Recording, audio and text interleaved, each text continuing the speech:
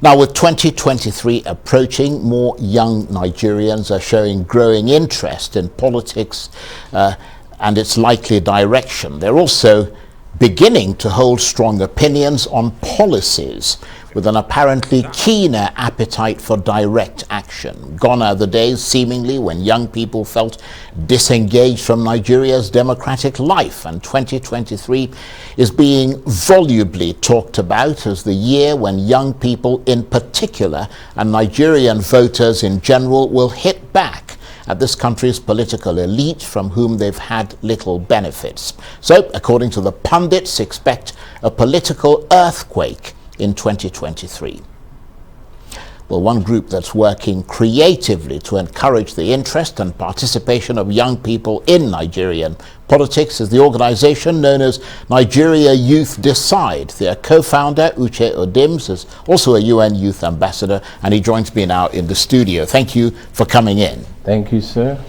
Give us an idea of the role your organization, Nigeria Youth Decide, has played so far in mobilizing or sensitizing Nigeria's young people ahead of the 2023 election.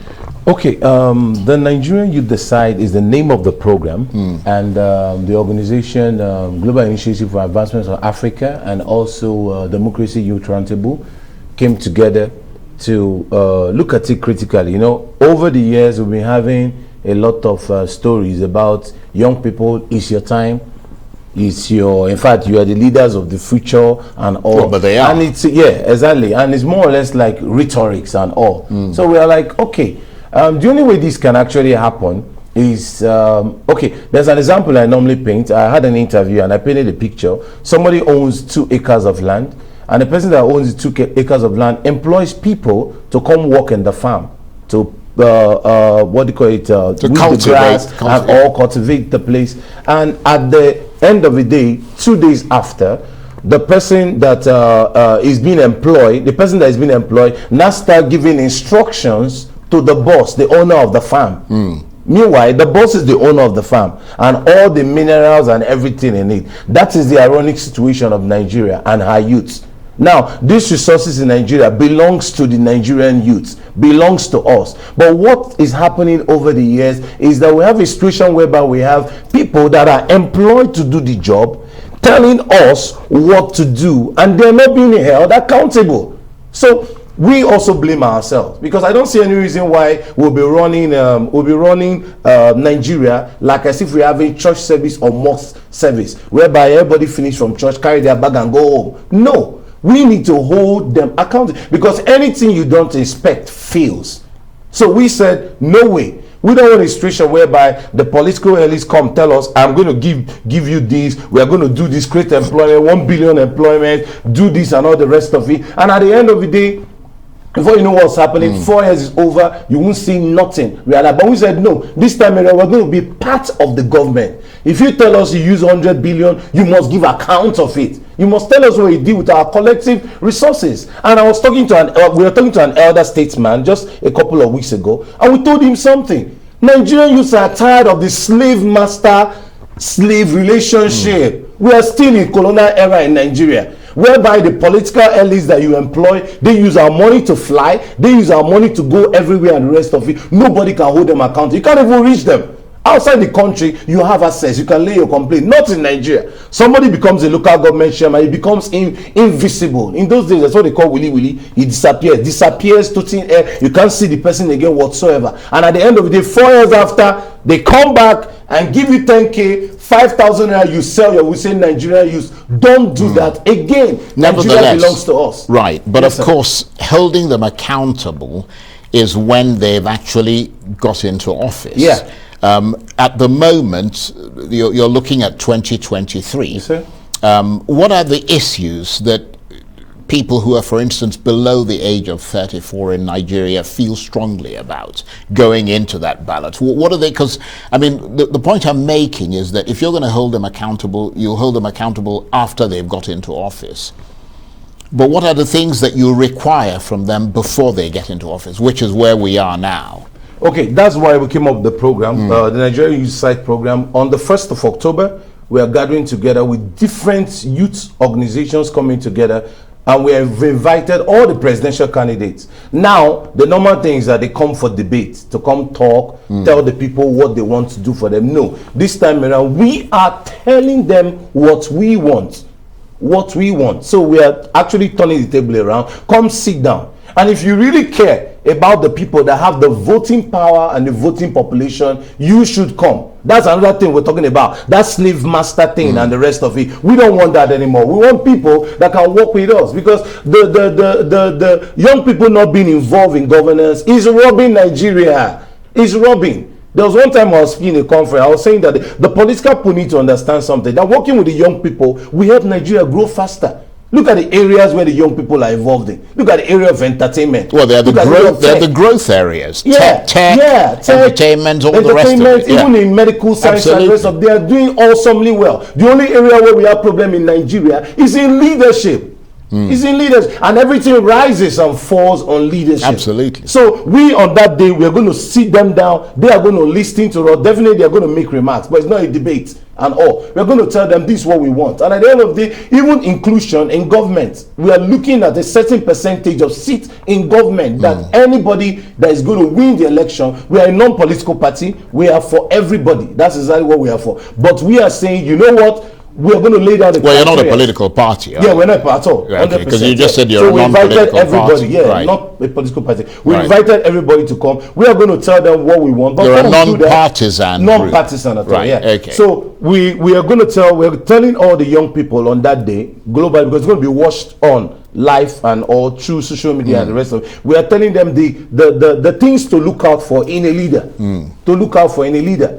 A leader is somebody that is caring. A leader should be somebody that is competent. I mean, all the criteria of competency, we are going to lay it down. And I'm so glad on that day, one of the most revered African, not just Nigeria, globally respected, is the chairman of education. Talking about Chief Emeka Anyoko. He's going to be there live on that day. He is very well respected. Yes, sir. And he's somebody that has cared for the Nigerian youth. In fact, it's a project that he does that for almost how many years now has been on. He targeted it towards the youths and all. And we had a chat with him the other day, and he was saying some wonderful things about the Nigeria of their time.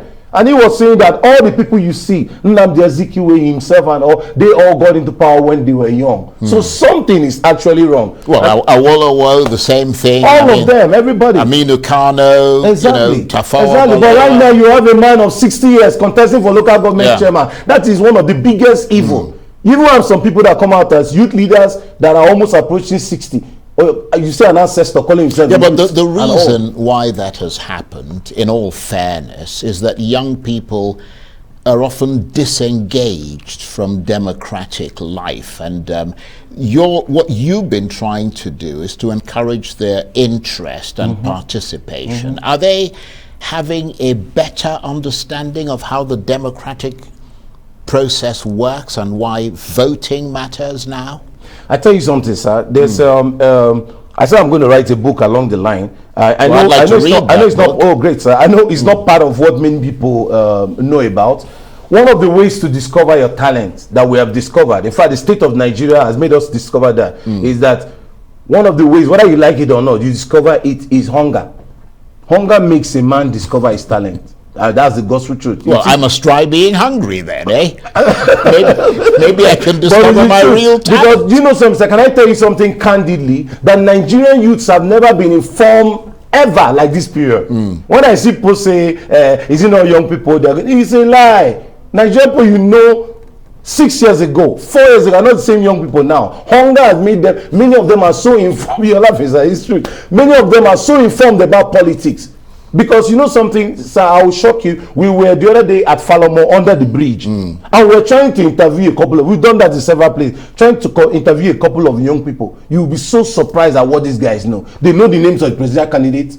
They know what they stand for. And some of them were saying some funny things. I was like, are you serious? Even a little boy that's like, I think it's like 6 or 7 years, that guy is so informed. So hunger has made a lot of Nigerians discover their talent. So this particular election, I see interviews go on. They're like, normal. It will not be normal. These young people are out and ready. Well, I certainly hope that you're right. But do you think that the strike of academic staff at the universities, if it continues for longer, is going to work against your efforts to mobilize sort of more youths to vote in 2023? Because the universities would have been a natural place to go to be able to reach them, but many of those universities are closed, and they're just kind of drifting around the place, aren't they? You're right. I'm so glad that a lot of attention is being paid by Mr. President, and I must commend him for the Electoral Act. I mean, that was awesome. I mean, it gives a lot of hope to the young people, and I know that this academic stuff that is going on with the university, I know it will be over very soon, and the young people are going to go back to school. I'm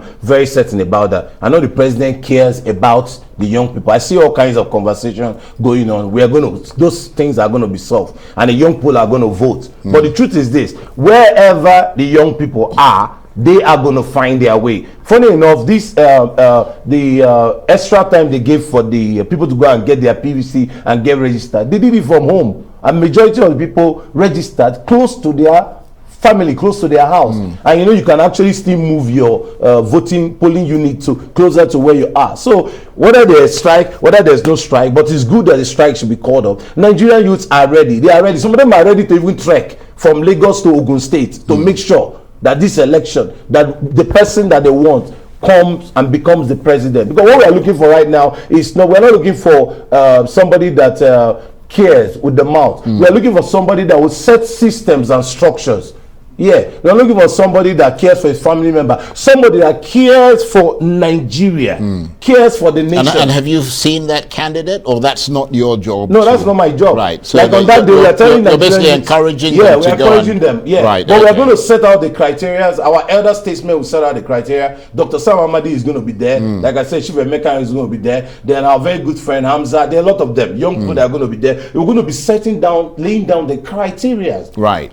For the young people to me. So I'm very sure that you're trying to guide them, basically. Yes, sir. Right. So I'm very sure that on that day, every Nigerian youth will know exactly who to vote for come 2022. And it is your sense that, because obviously, as you mentioned in the past, you had the low turnout of voters over the years, you know, previous elections and so on and so forth, young people extremely apathetic about issues that matter most to their lives, but you sound more confident this time.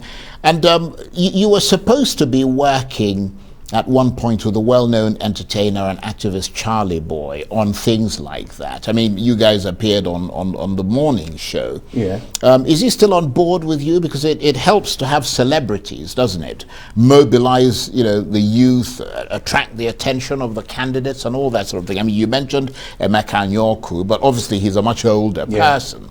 How do you sort of, I mean, you were working with people like Charlie Boy. Is he still with you? Are there other celebrities who are on board with you, sort of thing? Yeah, there are a lot of other celebrities on board. Yeah, a lot of likes of the current AMVCA winner, Stan is there. He's working with us. I mean, all of them are 100% in support doing their videos. But I mean, across the ethnic divide. Oh yes, of course. You know, both Igbo, Yoruba, everything we are doing, it's Nigeria. We are looking at everybody. Yes, pan Nigeria, because Nigeria does not belong to one person. It belongs to all of us and all. So everybody, we are all particularly involved in it and the rest of it. And Charlie Boy, you mentioned, is somebody we have a lot of respect for, done a whole lot for the youth. Of course, he's very passionate about the Nigerian youth and everything. Yeah, he is. So he's not one of the board of directors. He's just passionate about the young people. Of course, he has declared he has his own party. The last time we had an interview, they threw up that question and everything, and he has his own candidate. But for us that are the leaders on the team, we are non-partisan. So any other person that is working with us can belong to ADP, PDP, NFCC, it doesn't really matter. Whatever. Anybody, it doesn't matter at all. So do you expect 2023 to be the year that young people in particular and Nigerian voters in general hit back at the political elite after years in which, as you said, they've been frustrated by those same politicians? I won't really say hit back. Hit back looks as if maybe trying to do something. Well, hit back through the power of the ballot box. Yeah, through the ballot box and all. Because, like I said, we also have our own. We have an area where we should blame ourselves. All these years and all, we are not holding them accountable. We vote and we take off. Right. No. But this time around, I want to do it differently. Let's work with them. We are not their enemies and all. But the truth of the matter is that after this particular dispensation, I know the young people are going to take over the space properly. So anybody that is coming in that is looking down on the young people, if it's an entertainer, I say you are sitting on a very long thing, because that time is over. If you don't work with the Nigerian youth, forget about it. Even in the Bible, there's a place in the Bible that says that the young men shall see visions and the old men shall dream dreams. The young people is our time. Anything visionary, anything innovation belongs to the young people. Why right now, majority of the people that are within the political space that are elders, funny enough, virtually all the people that are on the political party this time around are elders, but we want to work with them. The majority of them should be playing the role of mentorship. Right. That's another thing that is lacking. Mentorship for the young people to actually achieve their dream and have a better country. That's the whole idea. So that's what we are standing for. We are doing this right now, and as it is right now, more people are joining on board. We are inviting everybody. This is our country. Nigeria belongs to us. We have the voting power, and we have been working assiduously. Myself and my co-convener, Ambassador Desmond, we've been on this, and we are like, you know what? We are going to achieve a new Nigeria. And I see Nigeria. I'm going to say it to you, sir. That's the gospel truth. If we get it right in 2023, Nigeria is going to be a first world nation on or before 2035. Mark what I said, sir. All right. Well, I wish you all the very best, and I congratulate you on the work that you're doing. Utchay Odims is the co-founder of Nigeria Youth Decide.